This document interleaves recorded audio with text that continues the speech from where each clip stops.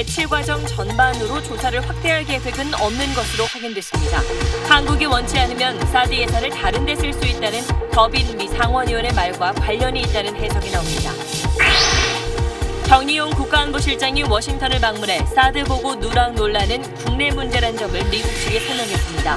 사드 배치에 당초 예상보다 시간이 더 걸릴 것이란 공식 언급도 나왔습니다. 지난달 중국 웨이아이에서 발생한 유치원 버스 참사는 해고 통보를 받은 버스 기사의 방화라고 중국 당국이 발표했습니다.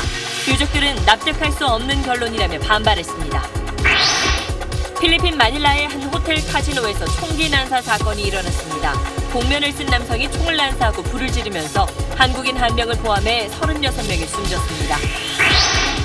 김상조 공정거래위원장 후보자에 대한 인사청문회가 열렸습니다.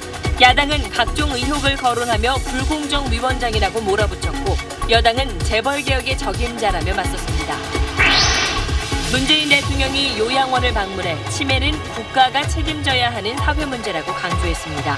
치매 치료비 가운데 환자 본인 부담률을 10%로 낮추겠다고 밝혔습니다. 서울 수락산 산불이 화재 발생 13시간이 지나서 가까스로 꺼졌습니다. 강풍을 타고 번진 불로 축구장 5개 크기의 산림이 불에 탔습니다. 주민들은 뜬 눈으로 밤을 새웠습니다. 국립보훈병원에 세워진 표지석에는 전 보훈처장을 비롯해 기관장 이름이 줄줄이 새겨져 있습니다. 논란이 일자 교묘하게 이름을 가리는 해프닝도 벌어지고 있습니다. 트럼프 미 대통령이 전 세계 195개 나라가 참여한 파리 기후협정에서 일방적으로 탈퇴를 선언해 협정이 존폐 기로에 서게 됐습니다. 지난 1분기 경제 성장률이 예상보다 높은 1.1%에 달했습니다. 분기 성장률이 1%를 넘어선 건 1년 반 만에 처음으로 건설과 수출이 주도한 것으로 분석됩니다.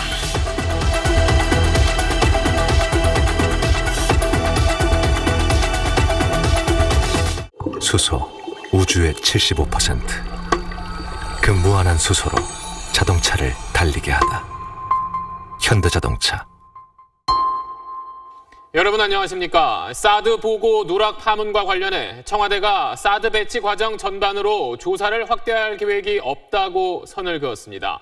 한국을 찾은 미국 상원의원이 사드 배치가 한국에서 큰 논란이 되는 게 놀랍다고 말한 것과도 관련이 있는 것 아니냐는 분석도 있습니다. 이런 가운데 이번 파문의 당사자인 한민구 장관은 내일 싱가포르에서 한미 국방장관 회담을 갖습니다. 첫 소식 이한석 기자입니다. 사드 발사대 추가 반입 보고 누락 경위를 조사받았던 한민구 국방장관이 오늘 싱가포르에 도착했습니다. 내일 한미 국방장관 회담에서 사드 문제와 관련한 새 정부 입장을 설명할 예정입니다. 문재인 대통령의 뜻은 사드의 절차적 정당성을 확보하자는 것일 뿐 기존 결정을 변경하는 것은 아니라는 것을 충실히 설명하겠다고 밝혔습니다. 사드 배치나 대통령 말씀을 통해서 이것이 변경을 가져오는 것이 아니라는 점을 이렇게 명확하게 전달하도록 하겠습니다. 마무리 단계인 사드 보고 누락 조사는 한 장관이 귀국하는 다음 주 월요일 이후 발표될 거라고 청와대 관계자가 밝혔습니다. 이 관계자는 이번 조사의 초점은 누가 왜 보고 누락을 지시했는지라며 사드 배치 전반을 조사할 계획은 없다고 잘라 말했습니다.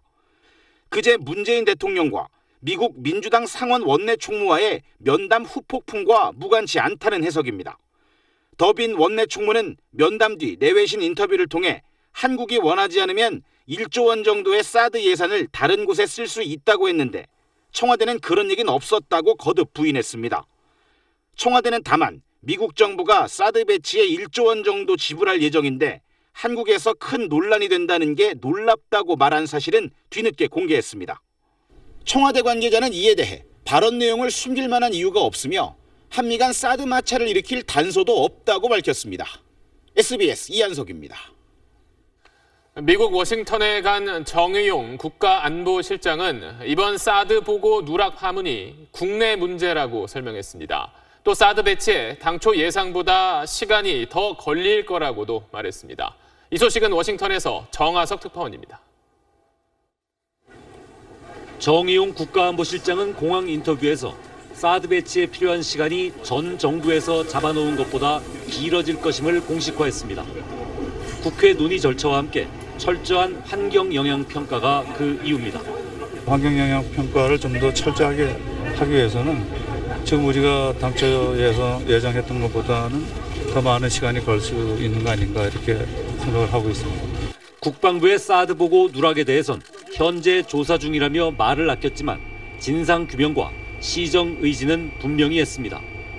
그러한 아주 중요한 보고를 고의건 실수건 누락한 것은 크게 잘못됐다고 봅니다. 이거는 철저하게 좀 확인을 해보고 절대 이런 일이 앞으로 되풀이돼서는 안 되겠죠. 정의용 실장은 맥메스터 백악관 국가안보보좌관을 만나 외교안보 현안에 대해 논의했습니다. 한미 양국은 북한에 대한 압박과 제재에 공조하면서 한편으론 대화를 병행하는 방안에 의견을 모은 것으로 전해졌습니다. 맥메스터 보좌관은 이달 하순 예정된 한미 정상회담과 관련해 최대한의 예우를 갖추겠다고 말했다고 배석자들이 전했습니다. 정 실장은 사드 보고 누락 문제는 국내 문제로 한미동맹엔 아무런 영향이 없음을 미국 측에 설명한 것으로 알려졌습니다. 워싱턴에서 SBS 정하석입니다. 경북 성주에 있는 사드 부지 면적은 32만 제곱미터 정도입니다. 이 면적이면 소규모 환경 영향 평가만 받으면 되는데 그 절차가 그렇게 까다롭지 않습니다. 하지만 이보다 면적이 10,000 제곱미터 넓으면, 즉 33만 제곱미터 이상이면 평가 항목이 20개가 넘고 또 주민 공청회도 거쳐야 하는 전략 환경 영향 평가를 받아야 합니다. 때문에 군이 사드 배치를 앞당기기 위해서 까다로운 평가를 피하려는 꼼수를 부렸다는 의혹이 나오고 있습니다. 김수영 기자입니다. 청와대는 사드 보고 누락에 대한 조사를 지시하면서 전략 환경 영향 평가를 언급했습니다.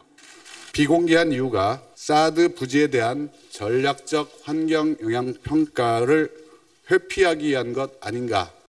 현행법상 국방 군사 시설을 설치하려면 전략 환경 영향 평가를 기본적으로 받아야 합니다.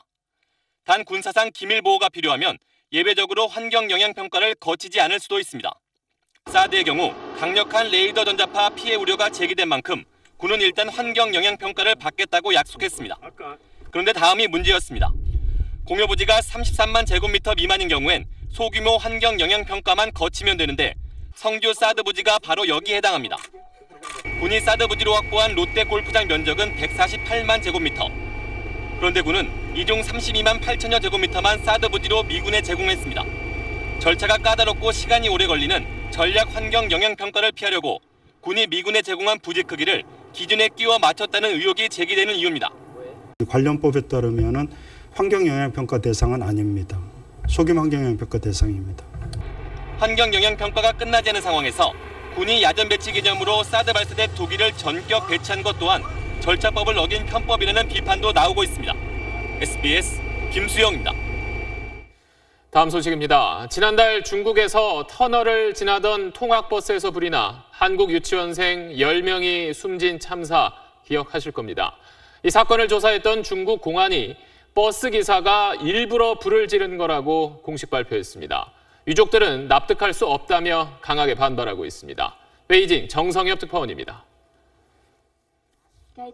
지난달 9일 오전 9시 중국 산동성 웨이아이시 타오자캉 터널 안에서 한국국제학교 통학버스에 불이 났습니다. 이 사고로 한국 유치원생 10명과 중국 유치원생, 운전기사와 보조교사까지 모두 13명이 숨졌습니다. 사고 직후 중국 당국은 시진핑 주석까지 나서서 철저하게 원인을 조사해 밝히겠다고 약속했고 오늘 조사 결과를 내놨습니다. 결론은 중국인 운전기사의 방화라는 것입니다. 중국인 운전기사 충웨이즈가 사고 전날 해고 통보를 받은 데 불만을 품고 버스에 불을 질렀다고 당국은 설명했습니다. 案发前一天，童伟兹又得知学校有不用其开车的想法，对此更加不满。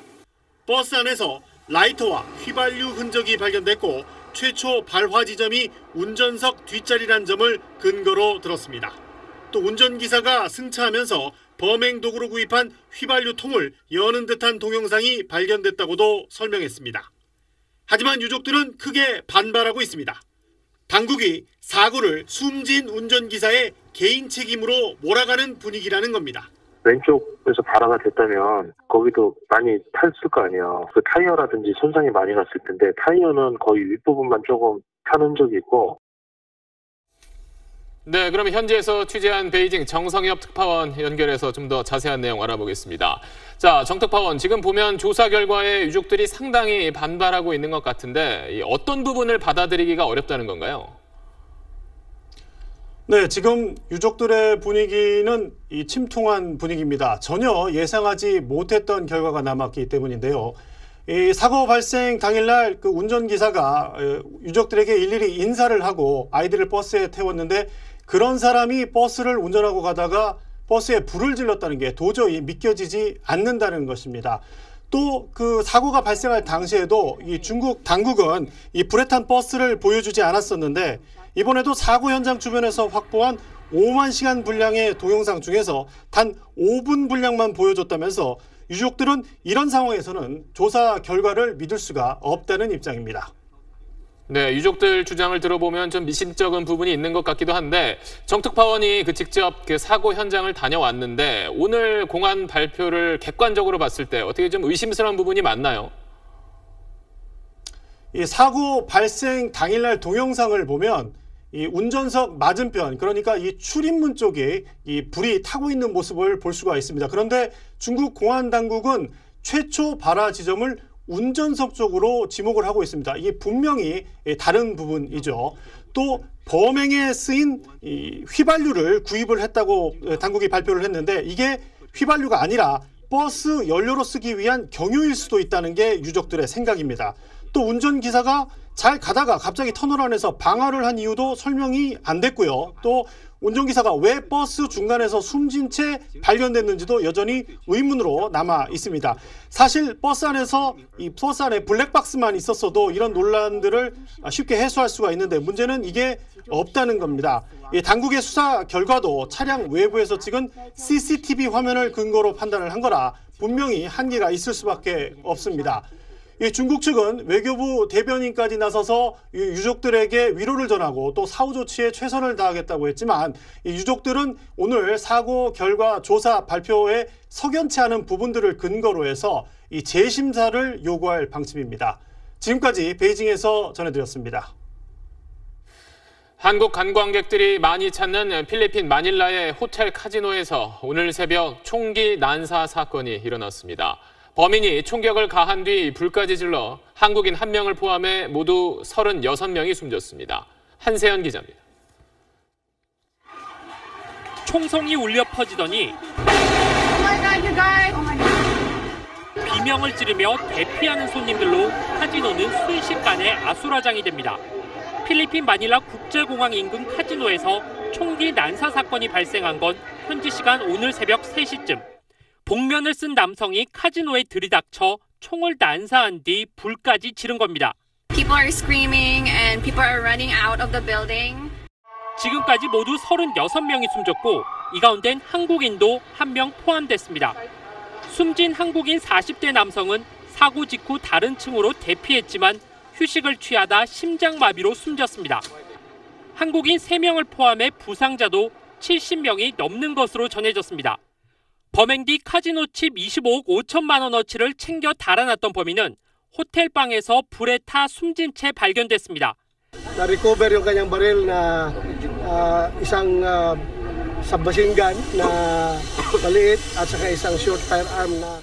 사건 직후 극단주의 무장 세력 IS는 자신들이 이번 사건의 배후라고 자처했습니다. 필리핀 정부가 남부 민다나오 섬에서 IS 추종 반군과 교전 중인 상황을 고려할 때 IS의 보복 테러가 아니냐는 우려가 제기됐습니다. 하지만 필리핀 경찰은 범인이 사람들에게 총을 쏘지 않았고 카지노 칩을 훔쳐 달아난 점 등을 볼 때 테러가 아닌 강도 사건일 가능성이 크다고 밝혔습니다. SBS 한세연입니다. 이낙연 신임 국무총리가 오늘 전직 대통령들을 예방했습니다. 이명박 전 대통령도 찾아갔는데 전두환 전 대통령 예방 일정은 막판에 취소했습니다. 잠시 뒤에 전해드립니다.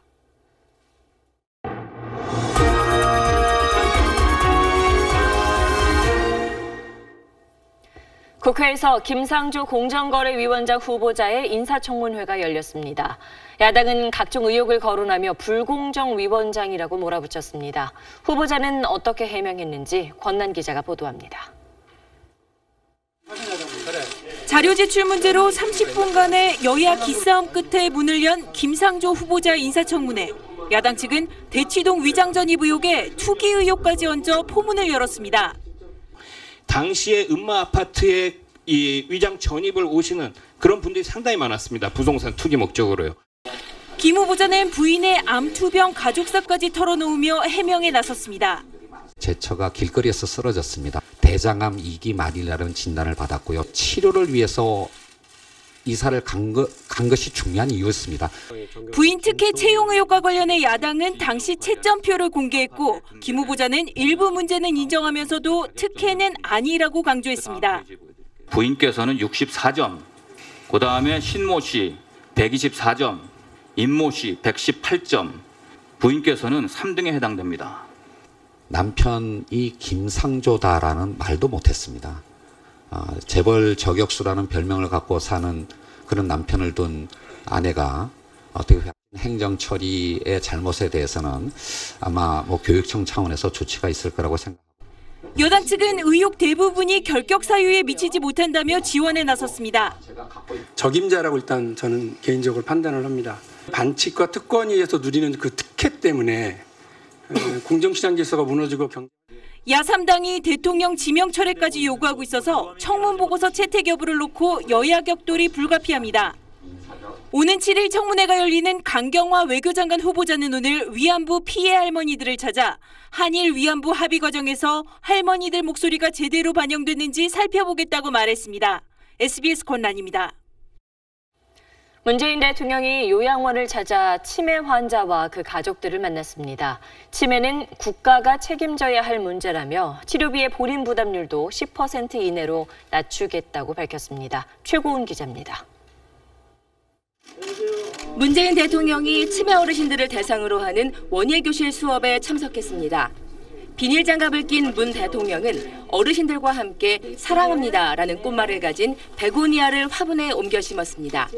어머니 말씀은 이거 책상 위에 놔두고 늘 잊지 말라는 말씀이시죠? 치매 환자 가족과 간호종사자들은 치매 환자를 돌보는 현실적인 어려움을 털어놓았습니다. 주간보호센터와 가족 요양을 하는 데 드는 비용이 정부에서 해주긴 하지만 저희 사비로 30만 원 정도 들어가요. 너무 힘들어요. 그러다 보니까 요양보호자들이 많이 떠나고 있습니다. 때때로 메모를 하며 이야기를 들은 문 대통령은 치매에 대한 국가적 책임을 강조했습니다. 국가와 사회가 함께 책임진다. 그래서 내가 나중에 혹시 치매가 되더라도 충분히 안심할 수 있다. 라는 그 정책을 공발해서 이를 위해 경증 치매 환자도 요양 등급을 받을 수 있도록 기준을 완화하고 치매 치료비 가운데 환자 본인 부담률을 10% 이내로 낮추겠다고 했습니다. 치매 지원센터도 현재 40여 개에서 250개 정도로 크게 늘리겠다고 말했습니다. 추경 예산안에 2천억 원을 반영해 올해 하반기부터 치매 국가 책임제를 시작하겠다는 계획입니다. SBS 최고은입니다. 치매는 간병 스트레스가 큰 질병이지요. 특히 집에서 아무 지원 없이 환자를 돌봐야 하는 가족들의 고통은 상상을 초월합니다. 갈등 끝에 가족 해체로 이어지거나 극단적인 선택을 하는 경우까지 적지 않습니다. 이현영 기자가 취재했습니다. 아파트 11층 난간에 한 노인이 위태롭게 매달려 있습니다. 출동한 소방관들은 20여 분 만에 아랫집 창문으로 노인을 무사히 끌어내렸습니다. 이날 구조된 할아버지를 찾아가 만났습니다. 76살 김모 할아버지는 스스로 목숨을 끊으려 했다고 말합니다.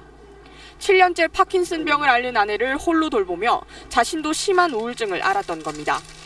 그래 그러면 같이 죽자. 이 손만 놓으면 떨어지는데 이 손이 놔지질 않아요. 내가 죽으면 집사람이 어떡할까 그런 생각이. 아들과 딸이 있었지만 다들 생업에 바빠 부담을 주기 어려웠습니다. 소동 이후 아내는 딸이 데려갔고 김 씨는 홀로 남아 우울증 치료를 받고 있습니다. 간병 부담을 개인에게만 돌리다 보니 간병살인이나 간병자살 같은 극단적인 선택이 잇따른다는 지적입니다. 나흘 전에는 치매를 앓던 어머니를 수발하다 숨지게 하고 안매장했던 50대 아들이 1년여 만에 경찰에 자수하기도 했습니다. 복지부 조사에 따르면 치매 환자 가족의 62%가 우울감을 느끼고 있고 20%는 정신과 치료까지 받은 것으로 나타났습니다. SBS 이현영입니다. 취임 사흘째를 맞은 이낙연 국무총리가 전직 대통령과 가족들을 예방했습니다. 4대강 문제로 불편한 이명박 전 대통령은 찾아갔지만 전두환 전 대통령 예방 일정은 막판에 취소했습니다. 안정식 기자입니다. 이낙연 국무총리가 서울 삼성동에 이명박 전 대통령 사무실을 찾았습니다. 문재인 대통령의 4대강 감사 지시로 불편할 수 있는 상황이지만 분위기는 화기애애했습니다. 송정역에서 KTX 개통식이 있었습니다. 야당 국회의원들이 다 불참하고 저만 참석을 했어요. 그래서 제가 당에서 좀 야단을 맞았습니다. 그럼 옳은 일 하고 욕먹은 거예요. 예. 그러면 일비주의 이야기했고, 그건 정치적이지 가는 거예요. 배석자 없이 두 사람만 나눈 대화에서 4대강 문제가 언급됐을 가능성이 있지만 대화 내용은 공개되지 않았습니다. 앞서 이 총리는 김영삼 전 대통령의 부인 손명순 여사와 김대중 전 대통령의 부인 이희호 여사도 예방했습니다. 정말로 잘 됐어요. 대통령이 잘 선택했어요. 애초 전두환 전 대통령 예방도 예정돼 있었지만 총리실은 오늘 오전 일정을 취소했습니다. 전두환 전 대통령에 대한 예방은 새 정부의 지향이나 지지층 정서에 부합하지 않는다고 판단한 것으로 보입니다. SBS 안정식입니다. 어젯밤 서울 수락산에서 난 불이 13시간 만인 오늘 오전 11시쯤 가까스로 진화됐습니다. 강한 바람을 타고 불길이 번지면서 축구장 6개 크기 4만 제곱미터의 산림이 불에 탔습니다. 김정우 기자입니다. 불길이 휩쓸고 간 산에서 아직도 연기가 피어오르고 있습니다. 까맣게 타버린 숲속에서는 소방대원들이 불씨를 찾고 있습니다. 서울 상계동 수락산에서 불이 난 시각은 어젯밤 9시 8분. 산 중턱에서 시작된 불은 강풍을 타고 2시간 만에 둥그런띠를 이루며 위쪽으로 확산됐습니다. 계속 번지는데? 큰일 났다. 야간이라 헬기를 동원할 수 없는 상황. 소방대원들은 소방호수를 2에서 3km 길이로 연결해 산 정상까지 끌어올려 물을 뿌렸습니다. 큰 불길은 새벽 2시 25분쯤 잡혔습니다. 동이 튼 새벽 5시부터는 소방헬기도 동원됐습니다. 봄철 내내 이어진 가뭄으로 나뭇잎과 잔가지가 이렇게 바짝 마른 데다가 초속 5m의 강풍까지 불면서 불은 순식간에 산 정상 부근까지 번졌습니다. 소방당국은 화재 발생 13시간 만인 오전 10시 52분쯤 불이 꺼졌다고 밝혔습니다. 낙엽 속에 숨어있는 아니면 흙 속에 숨어있는 불씨가 날아가서 또 불을 옮길 것을 대비하고 방선을 구축하고 있습니다. 다행히 다친 사람은 없었지만 축구장 6배 면적인 4만 제곱미터가 불에 탔습니다. 1차 감식 결과 불은 수락산 귀인봉 5분흥선 등산로에서 50m 떨어진 곳에서 시작된 것으로 조사됐습니다.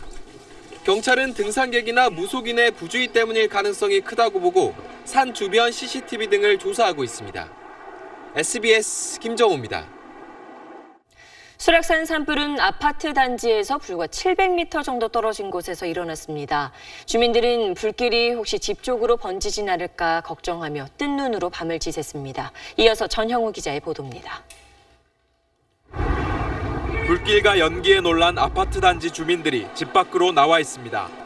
전화로 소식을 전하기도 하고 번져가는 산불을 지켜봅니다.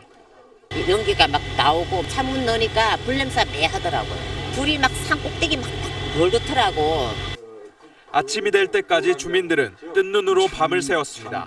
불이 왼쪽 오른쪽으로 이렇게 퍼져서 산 꼭대기까지 올라가고 그다음 연기가 굉장히 심하게 났었거든요. 민가까지 불이 내려올까 봐 그게 제일 걱정이고 무섭더라고요. 그래서 어저께 밤을 한숨도 못 잤어요.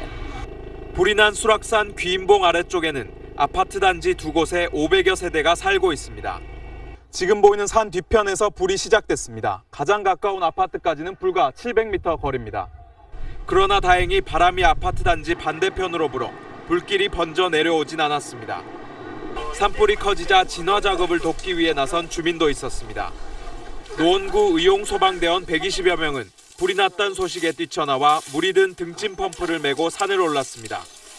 이들은 헬기나 소방차 펌프가 닿기 어려운 산속 곳곳에 접근해 찾기 어려운 땅속 불씨를 없앴습니다.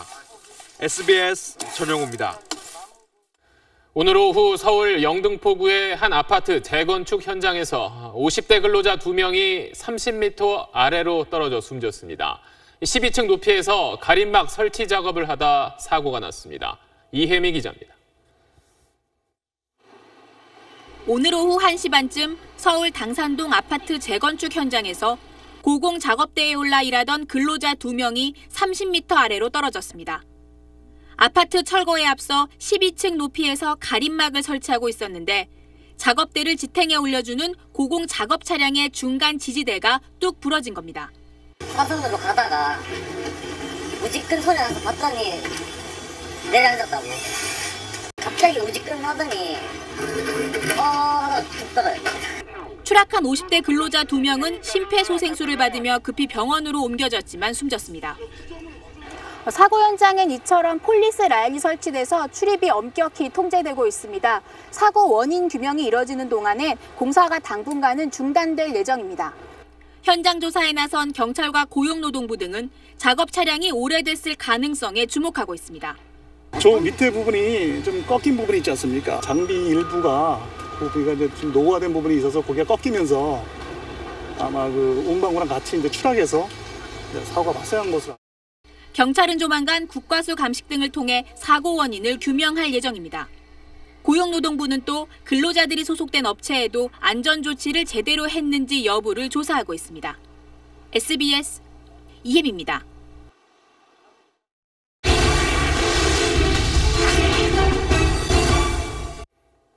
국립보훈병원 앞에 세워져 있는 표지석입니다. 명예로운 보훈이라는 글자 아래에 박승춘 전 보훈처장과 관련 기관장들의 이름이 보입니다. 이 표지석이 세워진 건 지난 4월 말인데 지금은 이름이 이렇게 새겨진 부분이 가려져 있습니다.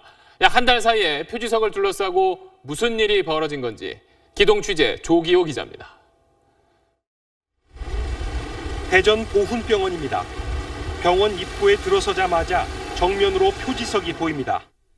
대전뿐만 아니라 서울과 대구, 부산 등 전국 보훈병원 4곳이 지난 4월 말 표지석을 동시다발적으로 들여놨습니다. 그런데 모든 표지석 아랫돌엔 얼마 전 물러난 박승춘 전 보훈처장 이름이 새겨졌습니다. 김옥희 현 보훈복지의료공단 이사장의 이름과 각 병원장 이름도 눈에 띕니다. 직원들은 황당하다는 반응입니다. 시기적으로도 쫑쫑 맞고 이름 넣는 것도 쫑쫑 맞고 다 그렇게 안 좋게 이야기하는 거죠, 직원들이. 이런 표지석은 왜 들어섰을까? 시작은 한 국가유공자가 광주 보훈병원에 기증한 명예로운 보훈이라 새긴 표지석을 본 박 전 처장의 제안이었습니다. 같은 표지석이 전국 보훈병원 4곳에 세워졌는데 그 아래 당시 보훈처장의 이름이 새겨진 겁니다. 처장이 오셔서 굉장히 명예로운 보훈을 강조를 많이 하셨어요. 그게 좋으니까 우리도 새기자. 그러면 이게 이제 이렇게 어쩌면 붐을 일으킨 거는 또 국가 보훈처장이다 보니까. 표지석을 세운 직후 당시 박 처장은 서울중앙보훈병원을 찾아가 기념사진도 찍었습니다. 하지만 보훈처장이 교체된 뒤에 이상한 일이 벌어졌습니다. 기념사진을 찍을 당시엔 정면에 보였던 처장의 이름이 사라진 겁니다. 표지석을 살펴보니 이름이 새겨진 아랫돌을 뒤로 돌리고 이름들을 회양목을 새로 심어 가렸습니다. 이 나무나 이런 거를 꽁꽁 가려 놓으셨던데요. 굳이 그거를 새겨놓고서 가릴 이유는 없죠. 아니, 내가 가릴 걸 왜 뭐라고 새겨놓겠어요. 차라리 그러면 안 되겠지. 하지만 현장을 직접 살펴본 실무진조차 황당한 반응을 감추지 못합니다. 직접 보시니까 어떠세요? 왜 이렇게 했을까? 난 이해가 안 돼. 한 개에 1,500만 원짜리 이 표지석들은 국가유공자를 위해 쓰여야 할 보훈복지의료공단 예산으로 세워졌습니다. SBS 조교입니다. 새 정부가 자립형 사립고와 특목고를 폐지하겠다는 방침을 밝혔는데도 자사고나 특목고가 운영하는 여름방학 캠프는 여전히 문전성시입니다.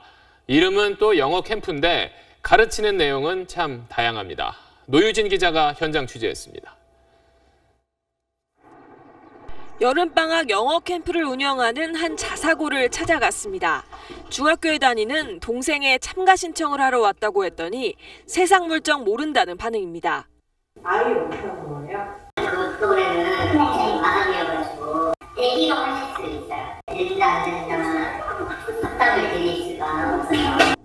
숙식을 포함해 약 3주 참가비가 297만 원이나 하는데도 모집 당일에 마감됐다는 겁니다. 정부의 자사고 폐지 방침에도 학부모들은 우리 교육 정책은 가봐야 한다며 너도 나도 자사고 영어 캠프를 찾고 있습니다. 캠프 교육 과정을 살펴봤습니다. 카운슬링과 컨설팅 과목이 눈에 띕니다. 선생님께서 조금 잘못된 부분이나 이런 부분을 조금 수정해 주시는 부분이 있는데 그 과정이 한국어로 진행이 됩니다. 교육부 규정상 어학캠프에선 어학교육만 하게 돼 있지만 버젓이 입시를 겨냥한 자기소개서 지도를 하는 겁니다. 어학캠프에서 못하게 돼 있는 과학과 수학 과목도 들어있습니다. 학교 측은 영어로 가르치니 문제 없다지만 꼼수 입시교육이라는 지적도 나옵니다. 또 다른 자사고의 영어 캠프는 해당 교육청이 정한 교습 단가의 2배를 받았다가 교육청으로부터 시정 요구를 받았지만 따르지 않고 있습니다. 교습이라는 게 일반 학원에서 이거 수강해가 하는 그걸 기준으로 하는 거거든요. 근데 캠프라는 거는 전혀 다르잖아요, 차원이. 기습을 하고. 교육부는 방학 특수를 겨냥한 어학 캠프들의 규정 위반 사례가 적지 않다며 현장 점검을 벌이겠다고 밝혔습니다. SBS 노유진입니다. 우리나라 성인 한 명이 지난해 마신 커피는 377잔입니다. 처음으로 하루 평균 한 잔을 넘어선 겁니다. 이렇게 커피 소비가 늘면서 커피 수입량도 해마다 사상 최대치를 계속 경신하고 있습니다.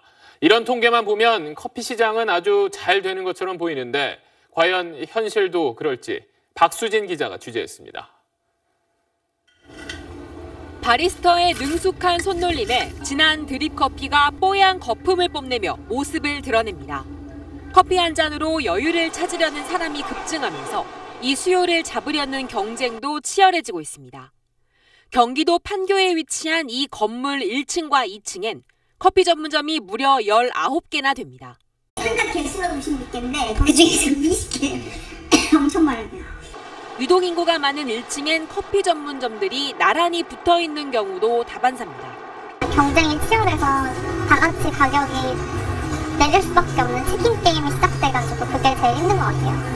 천안에서 2년간 커피 전문점을 운영해온 박광석 씨는 최근 가게를 정리하기로 했습니다.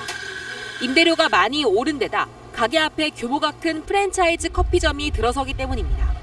딱 현수막을 보니까 억장이 무너지죠.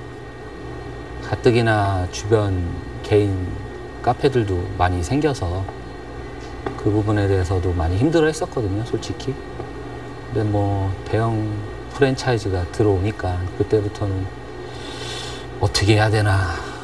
소비는 늘어나고 있으나 판매 금액 대비 마진율이 적음으로 인해서 적자 폭이 증가함에 따라서 폐업을 유도할 수밖에 없는 형편이 있는 것이지.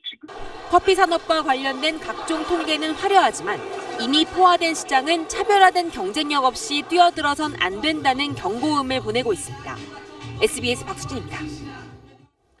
내년부터 어르신들의 병원비 부담이 커지게 됐습니다. 동네 병원 갔을 때 내야 하는 진료비가 최대 3배 정도 오를 수 있습니다. 유덕기 기자가 보도하겠습니다. 눈과 잇몸 질환을 앓고 있는 이 할머니는 해가 갈수록 병원비가 부담스럽다고 말합니다. 부담돼요. 오늘도 엑스레이 찍고 하니까 5,700원, 약국에 약 타는데 5,900원. 한 달 먹는 걸 줄이고 사는 거야. 현재 65살 이상 노인들이 동네 병원에서 진료받을 때 노인 정액제 혜택을 받습니다. 총 진료비가 15,000원을 넘지 않으면 본인은 1,500원만 내면 됩니다. 반면 15,000원을 넘으면 일반인처럼 전체 진료비의 30%, 그러니까 4,500원 이상을 내야 합니다. 그런데 내년부터 건강보험 수가가 3.1% 오르면서 의원급 병원에서 이 제도가 흔들리게 됐습니다. 이번 수가 인상으로 내년부터 동네 병원 초진료는 14,860원에서 15,310원이 됩니다. 노인 정액제 기준인 15,000원을 넘게 돼 노인들도 4,500원을 내야 하는 겁니다. 경제력이 없는 노인들을 위해 도입된 노인 정액제가 사실상 유명무실해지는 겁니다. 초진부터 진료비가 비싸지면 경제적으로 힘든 노인분들이 많으시기 때문에 병원 문턱이 아예 높아지게 되는 거죠. 보건복지부 관계자는 현재 예상되는 노인 부담을 줄일 수 있는 다양한 방법을 내부적으로 논의하고 있다고 밝혔습니다. SBS 유덕기입니다. 올해 1분기 경제 성장률이 1.1%로 껑충 뛰었습니다. 분기별 성장률이 1%를 넘은 건 1년 반 만입니다. 수출이 잘 됐고 또 부동산 경기가 살아나면서 건설 투자가 크게 늘어난 덕입니다. 정혜경 기자입니다. 경기도 안산의 한 아파트 모델하우스에 긴 줄이 늘어섰습니다. 지난해 10월 4,200세대 1차 분양이 큰 인기를 끌자 2차 분양에도 사람들이 몰린 겁니다. 올 초 같은 경우에는 부동산 경기가 조금 주춤할 거라고 예상을 했었는데 고객들이 부동산에 대한 관심이 다시 늘고 있는 것 같습니다. 이런 부동산 열기가 건설 투자로 이어지면서 올해 1분기 우리 경제가 1.1% 성장한 것으로 나타났습니다. 지난 4월 추정한 0.9% 성장 전망보다 0.2%포인트 높은 깜짝 성장입니다. 분기 경제 성장률이 1%를 넘어선 것은 1년 반 만입니다. 건설 투자는 1분기에 6.8%나 증가했고 반도체와 IT 산업의 호황으로 수출도 2.1% 늘면서 경제 성장을 쌍끌이했습니다. 설비 투자와 제조업 성장률도 높게 나타나는 등 성장의 질도 좋아졌습니다. 다만 소비 회복은 상대적으로 더딘 것으로 나타났습니다. 1, 4분기가 높으면 그 출발점이 되는 수준이 높아지기 때문에 올해 성장률에는 긍정적으로 작용할 것으로 생각됩니다. 한국은행은 올해 경제 성장률 전망치를 2.6%로 내다봤는데 오는 7월쯤 이를 상향 조정할 전망입니다. SBS 정혜경입니다. 경제 지표들이 이렇게 좋게 나왔지만 경기가 실제로 나아진 건지 피부에 와닿지 않는다는 목소리도 많습니다. 경제부 손승우 기자와 좀 더 자세한 이야기 해보겠습니다. 자, 먼저 주식시장 이야기 좀 해보죠. 요즘 아주 상승세를 계속 이어가고 있는데 이유가 뭔가요? 예, 오늘 코스피가 말씀하신 대로 또 사상 최고치를 갈아치웠습니다. 2,370선을 넘었죠. 외국인들이 우리 경제를 낙관적으로 보면서 수출주를 중심으로 주가를 끌어올리고 있는데 실제로도 수출 상황이 1분기 이후에도 2분기에도 계속 좋습니다. 수출은 지난달까지 5달 연속 두 자릿수 증가하면서 우리 경제의 버팀목이 되고 있는 그런 상황입니다. 그리고 1분기 깜짝 성장을 이끈 방금 이제 보도한 건설 투자 호조도 2분기에 계속 이어지고 있습니다. 2분기가 주택 가격 상승률이 1분기보다 더 높고요. 그리고 건설업체도 주택 분양 물량을 계속 쏟아내고 있습니다. 소비도 아주 미세하지만 조금 좋아졌습니다. 소매 판매가 3월에는 마이너스였는데 4월에는 플러스 0.7% 증가로 돌아섰고 소비자 심리지수도 2달 연속 100을 넘었습니다. 근데 이렇게 모든 경제 지표가 지금 잘 돌아가는 것처럼 보이기는 한데 근데 왜 나는 그게 잘 안 느껴지지? 이런 분들이 굉장히 많아요. 이런 이유는 뭐죠? 네, 아직 수출에서 시작된 온기가 서민 경제까지 미치지 못했다. 이런 진단이 가장 많습니다. 예를 들어보죠. 방금 소비가 조금 좋아졌다 이렇게 말씀드렸지만 조금 자세히 들어가 보면요. 서민 경제와 민감한 서비스업, 도매업, 소매업, 음식 숙박업 이런 서비스업 성장률은 다른 업종에 비해서 여전히 낮습니다. 그리고 1,359조 원에 달하는 가계부채, 실업 문제 이런 문제들이 해결되지 않으면 내수 회복이나 체감 경기 회복에는 한계가 있다. 이렇게 정리할 수 있겠습니다. 그러면 이런 좀 나아진 경제 지표가 실제 이제 서민들에까지 좀 온기가 퍼질 수 있도록 하는 대책이라고 하면 어떤 게 있을까요? 정부가 11조 원 추경에 나섰죠. 그리고 소득을 늘리기 위해서 일자리 만들기도 정책도 피고 있고 그다음에 가계부채 대책도 내놓고 있는데 이런 대책들이 내수 시장을 얼마나 떠받치느냐가 우리 경제 성장의 가늠자가 될 가능성이 높습니다. 일단 내수가 좀 살아나야겠군요. 네, 잘 들었습니다. 문재인 대통령이 한때 경쟁자였던 반기문 전 유엔 사무총장을 만나 외교 문제 자문을 구했습니다. 반 전 총장은 기꺼이 응하겠다며 한미 정상회담과 사드 문제에 대해 조언했습니다. 보도에 정영태 기자입니다. 문재인 대통령은 오찬 장소인 청와대 본관 2층 엘리베이터 앞에 나가 반기문 전 총장을 맞았습니다. 지난 대선 전 한때 경쟁자였던 두 사람의 대화는 1시간 50분 동안이나 이어졌습니다. 문 대통령이 외교 현안 자문 역할을 요청했고 반 전 총장은 화답했습니다. 외교 문제는 걱정이고 또 당면 과제이니 총장님께서 경험과 지혜를 빌려주셨으면 좋겠다라고 청했습니다. 반 전 총장은 이달 말 한미 정상회담에 정중하고 당당하게 임하고 대북 문제는 미국과 긴밀히 협의해 북한에 원칙적 자세를 보이는 게 중요하다고 조언했습니다.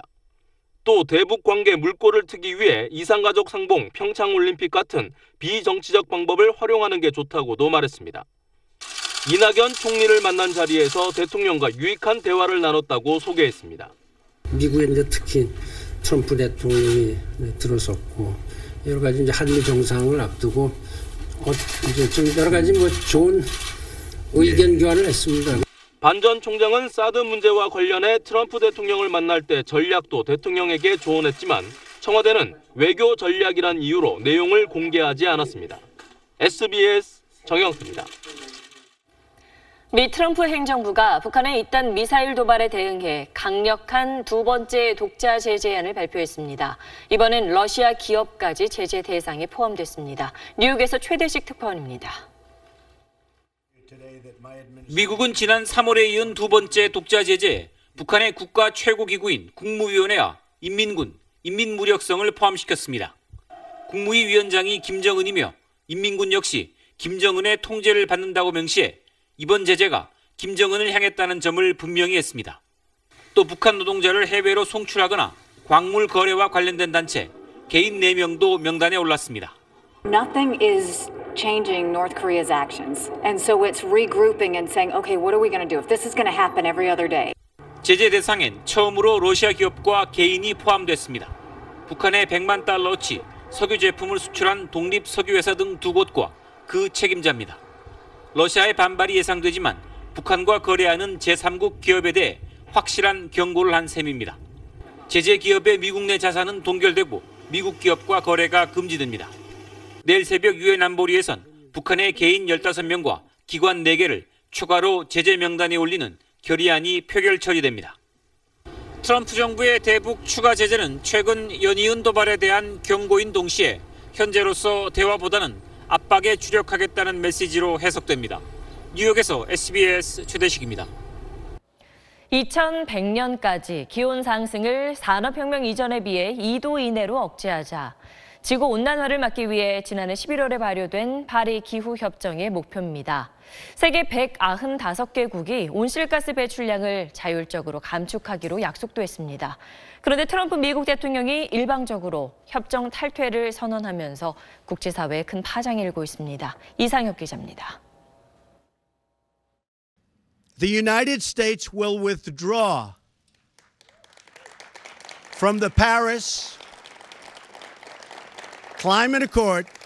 트럼프 대통령은 파리 협정이 중국이나 인도에는 관대한 반면 미국에는 불리하다고 주장했습니다. 무엇보다 이 협정으로 8년 내 270만 개의 일자리가 사라질 것으로 예상된다는 점이 탈퇴의 큰 이유가 됐습니다. 미국은 오바마 정부 시절 2025년까지 온실가스를 2005년 대비 28%까지 감축하겠다고 약속했는데 없던 일이 됐습니다.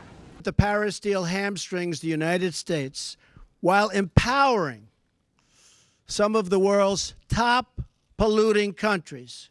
충격에 빠진 국제사회는 즉각 한 목소리로 미국을 비난하고 나섰습니다. 마크롱 프랑스 대통령은 트럼프 대통령에게 전화해 재협상은 없다며 강경한 입장을 전했고 EU와 중국, 우리 정부도 협정 이행 의지를 거듭 강조했습니다. Major disappointment for global efforts to reduce greenhouse gas emissions and promote international security. 미국 내에서도 민주당과 시민단체들이 강력히 비난하고 테슬라의 CEO 일론 머스크와 디즈니 CEO 로버트 아이거가 백악관 자문위원을 그만두기로 하는 등 반발이 커지고 있습니다.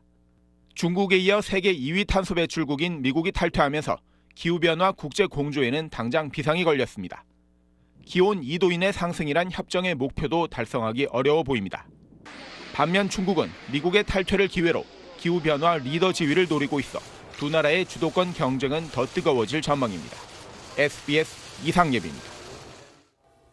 오늘 새벽 구속영장이 청구된 정유라 씨에 대한 영장실질심사가 끝났습니다. 구속 여부는 오늘 밤 늦게 결정될 것으로 보입니다. 류란 기자가 보도합니다. 다소 초췌한 모습으로 법원에 나온 정유라 씨의 옷차림은 지난 이틀과 같았지만 머리는 한 가닥으로 묶었습니다. 오늘 영장심사는 어머니 최순실 씨가 구속영장 심사를 받았던 곳과 같은 법정에서 열렸고 박근혜 전 대통령의 구속영장을 발부한 강부영 영장전담판사의 심리로 열렸습니다. 청담고 재학 시절 허위 서류를 제출해 출석 등을 인정받은 혐의와 이화여대에 부정 입학하고 학점 특혜를 받은 혐의가 적시된 것으로 알려졌습니다. 오후 2시부터 5시 40분까지 이어진 영장심사에서 검찰은 정 씨가 지난해 9월 이후 외국에서 사실상 도피 생활을 했고 관련 혐의를 부인하고 있다며 구속수사가 불가피하다고 주장했습니다. 반면 정 씨는 각종 혐의를 어머니 최 씨가 주도했고 덴마크에서 송환 불복 항소심을 포기한 후 입국한 점을 내세워 불구속 수사를 요청했습니다. 아니 우리 입장에서는 자진 귀국했다 이거죠. 자진 귀국했고 그리고 도망갈 염려 전혀 없고. 정 씨는 불구속된다고 해도 기자들이 있는데 어디 도망할 수 있겠느냐며 직접 호소하고 자신과 관련된 일 때문에 여러 사람에게 상처와 허탈감을 줬다며 눈물을 흘리기도 한 것으로 전해졌습니다. 서울중앙지검에서 대기 중인 정 씨의 구속 여부는 오늘 밤 늦게나 새벽에 결정될 것으로 보입니다. SBS 유란입니다.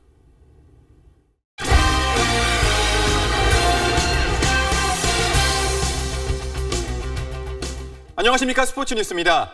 출루의 신 프로야구 한화의 김태균 선수가 또 하나의 대기록을 세웠습니다. 85경기 연속 출루로 메이저리그 기록까지 넘어섰습니다. 이성훈 기자입니다.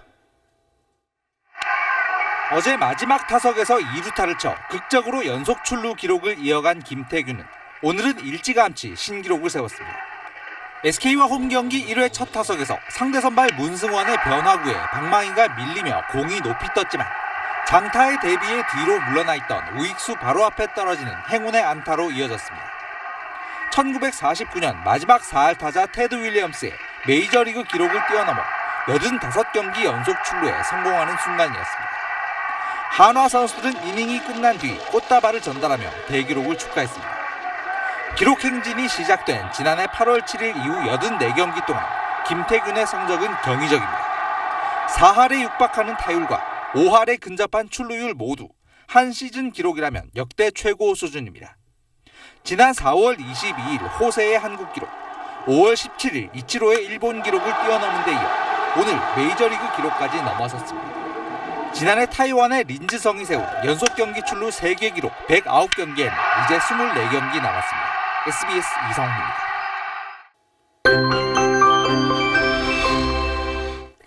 오늘은 다시 쾌청한 하늘이 드러났죠. 이 좋은 날씨는 주말까지 이어집니다. 내일은 일부 남부와 영동 지방에 비가 살짝 내리겠지만 양이 적겠고요. 일요일인 모레는 자외선이 강하게 내려지면서 한낮에는 조금 덥겠습니다. 이번 주말 동해안으로 놀러 가실 분들은 안전사고와 시설물 관리에 유의하셔야겠습니다. 당분간 동해 바다의 물결이 높은 기간이어서 파도가 방파제나 해안도로를 넘을 수가 있겠습니다. 내일도 공기는 오늘만큼 깨끗하겠습니다. 서울의 아침 기온은 15도, 한낮 기온은 26도로 오늘과 비슷하겠고요. 남부지방 광주의 낮 기온은 26도, 대구 27도로 오늘보다는 조금 낮겠습니다. 현충일인 다음 주 화요일에는 한 차례 비가 내리겠습니다. 이 비는 수요일까지 이어지겠는데요. 가뭄 속의 단비가 되길 기대합니다. 날씨였습니다. 한때는 치열한 신경전을 펼쳤던 문재인 대통령과 반기문 전 유엔 사무총장이 오늘 웃으며 손을 맞잡았습니다. 지혜를 빌려달라는 대통령 요청에 기꺼이 응하겠다고도 했습니다. 진영을 넘어서 나라를 위해 힘을 합치는 이런 훈훈한 장면을 앞으로 정치권에서 자주 볼 수 있었으면 좋겠습니다. 금요일 8시 뉴스 여기서 마칩니다. 고맙습니다.